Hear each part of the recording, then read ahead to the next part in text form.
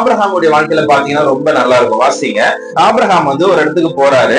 அங்க போயிட்டு அங்க ஒரு பிரச்சனை நடக்குது. அந்த பிரச்சனை முடியும் பொழுது ரொம்ப அழகான ஒரு ஒரு சம்பவம் அந்த இடத்துல குறிப்பிடப்பட்டிருக்கும். ஆபிரகாமுடைய மனைவியாகிய சாராளின் நிமித்தம் கர்த்தர் அபிமெலேக்குடைய வீட்டாரின் கர்ப்பங்களை எல்லாம் அடைத்திருந்தபடியால் ஆபிரகாம் தேவனை நோக்கி வேண்டிக் கொண்டான்.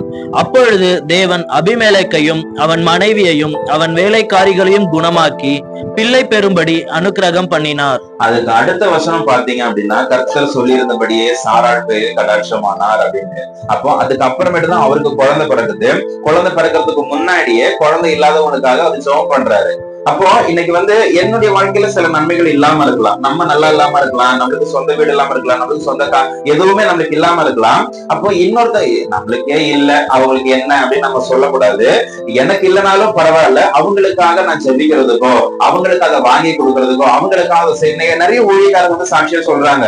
எனக்கு ஒரு வண்டி இருந்துச்சு, ஆண்டவர் பேசினாரு, இந்த வண்டி அவங்களுக்கு கொடுத்தது அப்படின்னு நான் கொடுத்துட்டேன் அப்படின்னு சொல்லக்கூடியவங்க எல்லாம் இருக்கிறாங்க. சோ அப்படி இருக்கும்போது இன்னைக்கு என்னுடைய நன்மை, என்னுடைய தேவை, ஏன் பிரச்சனை என்ன இருக்குது அப்படின்னு நான் பார்த்துட்டு பிரச்சனையே பார்த்துட்டு நம்ம நின்றாம நம்ம வந்து கொஞ்சம் திரும்பி பார்த்தோம் அப்படின்னா நம்மளை விட பயங்கரமான பிரச்சனை இருக்கக்கூடியவர்கள் எனக்கு இருக்கதான் செய்யறாங்க. சோ ஆண்டவர் இன்னைக்கு நம்ம சொல்லக்கூடிய காரியம் என்னென்றால், உங்களுக்காக நீங்க பரிதவிக்காமல், உங்களுக்காக நீங்க வருத்தப்படாம மற்றவங்களுடைய வருத்தத்தை பாருங்களேன். மற்றவங்க எப்படி இருக்கிறாங்க, அவங்க எவ்வளவு கவலைப்படுறாங்க, எவ்வளவு கஷ்டப்படுறாங்க அப்படின்னு அவங்களுடைய கஷ்டத்தை பார்க்கும்போது நம்மளுடைய கஷ்டம் ஒரு கஷ்டமாவே தெரியாது. இன்னைக்கு நான் சிலர்கிட்ட பேசுவேன். என் ஃப்ரெண்டு தான் நாகர்கோவில் இருக்கிற, அவன் பேசும்போது எல்லாம் வந்து பிரச்சனையை சொல்லிட்டே இருப்பான்.